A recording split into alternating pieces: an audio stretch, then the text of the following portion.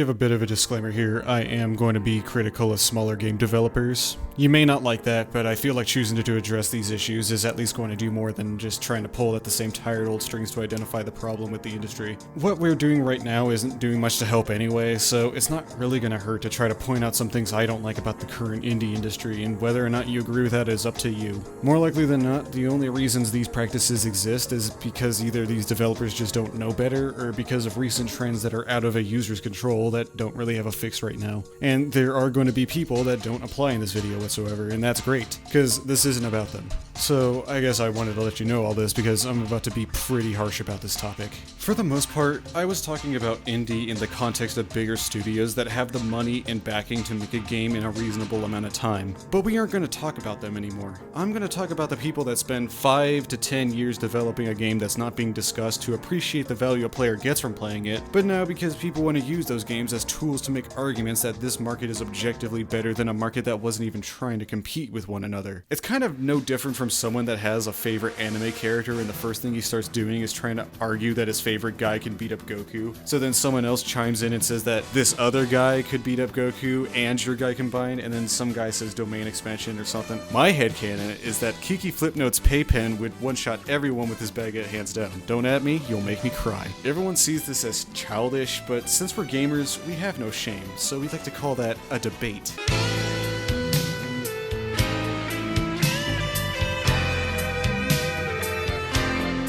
My main problem with this attitude is that a lot of developers, especially one that are just starting out, are extremely impressionable. What I mean by that is that a lot of games from people that aren't quite experienced will tend to bend to the demand of what your market wants, just like any AAA game, but scale the work down to be at their own pace. And that's not a bad thing to be doing, because it's not like you're expected at your starting point to know how to make a game engine. Hi everybody, this is the interesting mouse type creature thing from yesterday, and at the very least, you are going to want to start out by pointing development into a common idea that has proven to work. I think it's a good thing that people aren't just trying to start out by taking on a Herculean task like making a 40-hour game. That said, when there's an exception to the rule, and I can already tell you that has already happened, the bar of expectations inevitably gets raised with it. In an indie market where expectations aren't a requirement and you can work at your own pace, the bar is relatively non-existent. That is until you start trying to compare to the AAA market. So now, there needs to be a point of reference for a consumer to have something to compare each market with one another. The first games to show up at any argument in favor of the indie game market are ones that, more likely than not, are games everybody else has played, so the poster can just talk about how much they support the indie games industry when nobody in that referential spreadsheet of 6 games ever needed the support in the first place because they already were successful. I don't think I need to advertise a game like Deltarune to anyone because the game kinda just does it by itself. You can play a generous sample of the game for no cost and is practically riding off of the success Undertale has made back in 2016. It was gonna be fine regardless of if G-Man Liz was gonna talk about it or not. I certainly hope these kind of people realize it's deceptive to be arguing that the AAA industry is getting its ass handed to a market that can barely pay their rent for the month, and then turn around and then use a game that has the Warhammer 40k IP as an example. Another really cool thing people like to do is find a game that obviously is a clone of another popular game,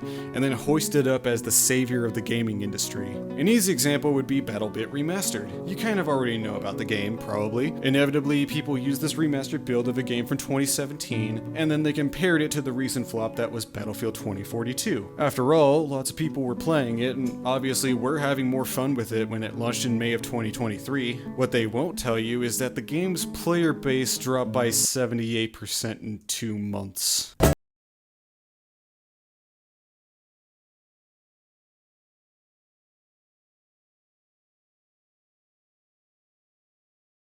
I thought this game was supposed to save the gaming industry, and it can't even have a better audience retention than the most disastrous launch in recent gaming history? Could it be that a lot of the sentiment people had about this game was nothing more than just hype buying into a fad game just because it offered a short-term solution to a demand that's been oversupplied for the past decade? Well, of course we can't just conclude a statement like that from just 2 months of data, but I found it quite interesting that this big title was treated like it was more than what it actually was, and then found its way back into the pile because it couldn't hold up to the expectations it shouldn't have been given in the the first place. Speaking of expectations, I don't think that this is just a community issue that is making this market worse. I think it's also because of some precedents left by other developers that became bad habits. The most glaring one being the decade-long game development lifecycle. I'm kind of astonished, but also kind of horrified that the precedent indie games have left, most importantly, is that it's considered okay to be investing nearly 5 to 10 years on a single game because you are expected to produce a superior product. I think that a lot of your decisions need to have a purpose, and in order to prevent yourself from doing something that you're going to regret later on, you have to stop and ask, why do I want to do this? The answer I hear a lot from some of these Q&A sections of some overhyped video game is probably the same, because I just wanted to, or I felt like it would be a nice hobby. Nobody in their right mind would go, oh yeah, I want to spend 10 years on something I know practically nothing about just because I suddenly had an urge to go on Udemy. Let's just agree to cut to the chase and call it as it is. People take on these massive projects despite not knowing a single thing of what they are getting into because of the appeal of the success they get from other games that did the same exact thing. Why else would a developer outright showcase their unfinished prototype of a game with the default grid map assets to an audience because they wanted to make a trailer as fast as possible so IGN could make an article about it? It's easy, because it turns a game nobody would have ever played into something that people will talk about for nothing more than how avant-garde the mechanic of using sprites are, which was a technical marvel in fucking 1992. Am I being unfair? Is it unreasonable to ask upcoming developers to stop and think of what they're doing with themselves and their coworkers when they decide to commit to such a monstrous task, so they just aren't locking themselves into a product they're gonna hate working on within like 2 months after PC Magazine wrote an article about your game? We like to say that the outside community is being extremely unfair to these kind of people when these people have nobody to blame but themselves for the position they put themselves and their team in. It's an absolutely selfish behavior that only gets validated because the community that wants to root for you never calls it out simply because it contradicts the narrative of what this market should be like.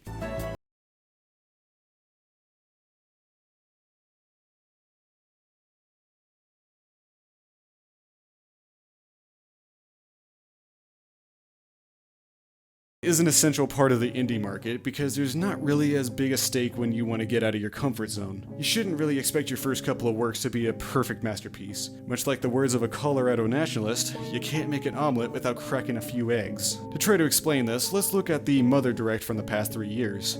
It's a yearly event aimed to promote new developers creating a couple of the games under the specific niche genre they'd like to call Mother-likes. But anyway, I don't mean to sound harsh to these developers. I'm sure they spent a lot of time working on these games, and some of them may come out later to become some hidden gems eventually. But a lot of these games from this event are probably not going to be very successful if they haven't already just been abandoned mid-development. Try to look at any of these games from 2020 onward and you might only find 1 or 2 of the games that you might probably have known outside of this community. You know, like Sorry We're Open, or the big titles that are probably the only reason why people are watching the stream in the first place. It's not really the game's fault or anything else from development standpoints, it's just because of what they are advertised as, in my personal opinion. So anyway, does that mean those games are bad?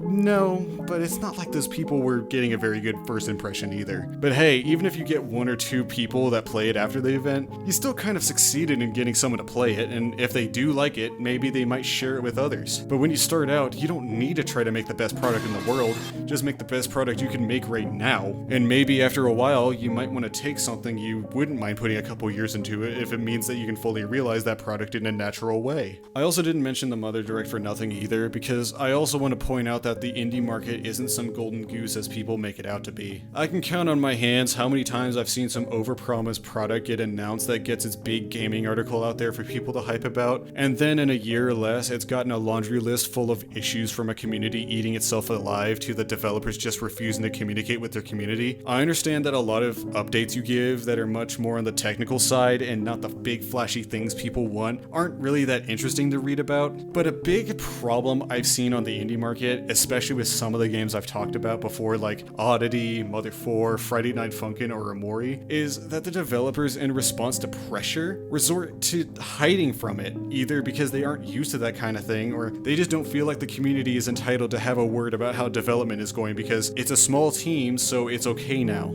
I don't know. It feels kind of weird to be criticizing that particular aspect though, because there's definitely a reason why they do it, and I guess I'm just too naive to expect gamers to not be massive pieces of shit. It's kind of a no big surprise that when you have a face behind the thing that's yet to be delivered, it also puts a target on your head for the next couple of years. And it's not just pre-development either, there's post-development expectations. Oh, what's that? You made a good game that sold a lot? Well, now you're not allowed to be wrong about anything. And you also can't say dumb shit that can be used against you to make you look like a pedophile from shit that you said 9 years ago. Is your game taking too long? Well, just take one of your Kickstarter posts out of context and say that you blew all the development money on crack. So honestly, is it really anyone's fault that it's become a precedent to choose not to address the public whatsoever as a developer or pull a dev build as your trailer? Well, I mean, obviously gamers, but it also just feels like they're just both a problem and a scapegoat for any issue in the gaming industry. It's the convenient answer. It's easy to say that the reason a game created a negative reputation or that its development was harder than it should have been is because gamers. But I think there's more to it than just a bunch of nerds that want your game to come out faster. Now, this isn't the first time I brought up this diagram, but if you didn't watch that video, I'm going to show you a special little diagram called the classical triple constraint. When you work on a project, the quality of the product is usually affected by three elements, which are time, money, and scope. The main purpose of the diagram is to determine how much you should scale up or down your project in one of these aspects to ensure that the quality of your product is at least within a realistic standard. It's by no means a guarantee that the product is going to finish, but it's a really good way to identify how much you can really work on with what you have. But sometimes you get something unexpected that blows your scale out of proportion, either because someone just donated a metric fuckload of money to your PO box, or your game is 10 years old in development and you just realize that you had to start over on a game engine you know nothing about. Or it could be as simple as you just hiring some guy that you found called Richard Vreeland or something like that. If you get too much of one thing, then the other two need to scale up with it, and a good project manager should at least know when something gets a little too much for your team and find a common ground that will allow the team to make the best product you can make that also isn't going to kill the team. Awesome. Guys, that was our fastest stand-up yet. That was only 40 minutes. Yeah. That said, when I see the stretch goals for a game like Friday Night Funkin', I have a little brain aneurysm when I realize that they just committed their single audio engineer to mastering the equivalent of the fucking Beatles discography for a shitty Flash game because God forbid you spend your $2 million on guest composers.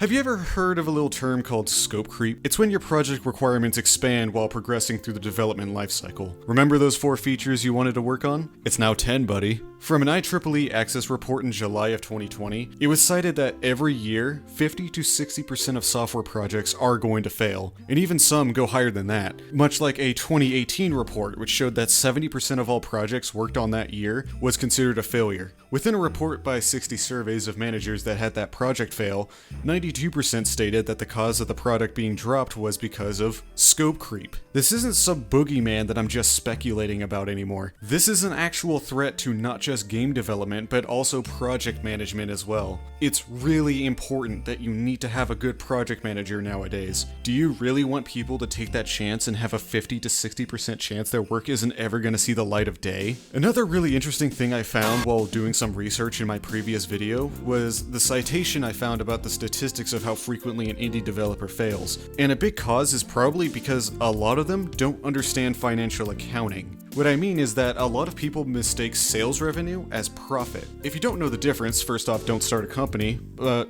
sales revenue is the money you get from the items you sold, which is generally a high number at the start. This is important because profits are the sum of how much money you have left after subtracting your revenue with your expenses. I guess for some reason, enough people don't understand that difference to the point that a lot of starting developers accidentally bankrupt themselves. Now, of course, the source I got it from was word of mouth from a discussion board that I did confirm was a real person, but if that's actually true, that's kind of fucked up, and I'm surprised nobody's talking about that enough. I know it's a silver bullet to be saying the statement, "you don't know game development," whenever someone brings this up who isn't a game developer, because after all, how could someone who doesn't make games know anything about these topics I just brought up? And I will admit, I'm not a game developer, but that's okay, because I'm willing to bet the developers I'm talking about probably don't know game development either.